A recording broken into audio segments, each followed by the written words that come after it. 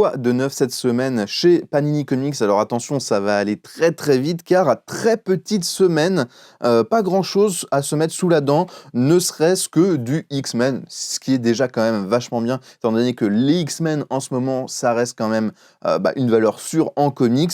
Et en fait, il y a tout simplement la suite du Destiny of X, enfin de l'ère Destiny of X, avec le numéro 4 et le numéro 5 de ces recueils qui vous compilent les meilleures séries, enfin toutes les séries même, des X-Men, donc dans ce monde partagé post-Hickman, qui est géré maintenant par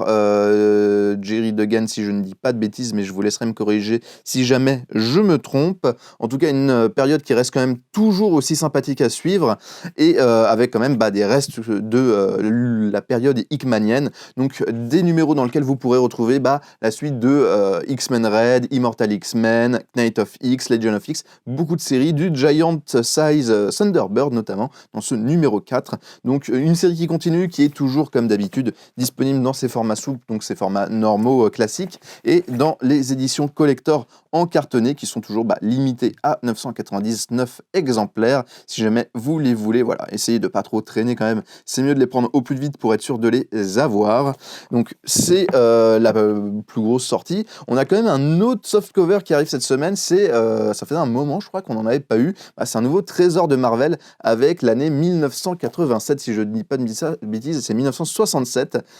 du coup qui compile, donc les trésors de Marvel, c'est beaucoup de numéros, donc à chaque fois, chaque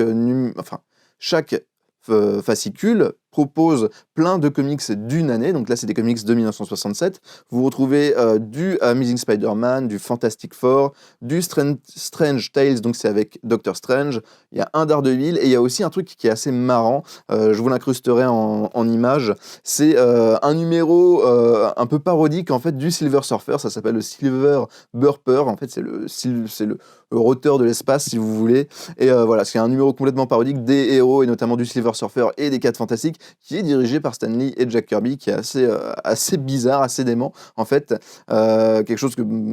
étonnamment Disney n'autoriserait plus aujourd'hui, mais du coup si vous êtes fan de oldies et de ces récits qui sont des fois des inédits ou des choses qui n'ont pas été rééditées depuis très longtemps, les trésors de Marvel c'est disponible et c'est toujours là. Et si jamais, parce qu'on pense à nos jeunes lecteurs, si jamais vous avez des enfants, des petits neveux assez jeunes et que vous voulez les initier aux comics, n'hésitez pas à vous tourner vers cette collection, la collection Marvel Action, qui propose des BD, donc c'est vraiment en format un peu franco-belge, et c'est des BD de super-héros très orientés jeunesse. Ici, on a les origines, donc ça va être une BD qui va expliquer toutes les origines en fait de Spider-Man, Thanos, du Bouffon Vert, Captain Marvel et Hulk, et encore d'autres. C'est 8 aventures réunies dans une petite BD, et c'est toujours des histoires assez sympathiques, ça marche très très bien auprès des jeunes lecteurs. C'est des BD qu'on a souvent tendance à conseiller en boutique à des parents, en fait. Des fois, on a des parents qui lisent des comics et qui voudraient initier leur gamin, sauf que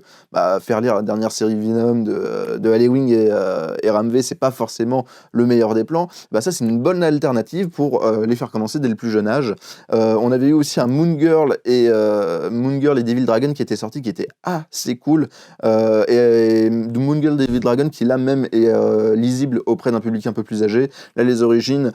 si vous connaissez déjà les super-héros, ça va pas forcément vous intéresser, mais c'est toujours un bon petit cadeau à faire aux petites têtes blondes que vous avez peut-être autour de vous. En attendant, c'est déjà fini pour ce Quad 9, donc très très courte semaine, mais on se retrouve notamment la semaine prochaine avec une semaine qui sera un peu plus intéressante, notamment avec la sortie de Quantum Mania, où là on aura beaucoup plus de choses à vous dire et beaucoup plus de bouquins à vous présenter. En attendant, je vous invite comme d'habitude à vous abonner, à liker, à commenter la vidéo pour nous dire ce que vous attendez le plus directement la semaine prochaine avec les sorties autour de Quantum Mania. Nous en attendant, on a très très hâte de voir le nouveau récit en 100% Ant-Man qui va mélanger des histoires de toutes les héros qui ont endossé le rôle de Ant-Man, une série qui a l'air très très très cool, et on vous retrouve très bientôt. En attendant, je vous souhaite de très bonnes lectures.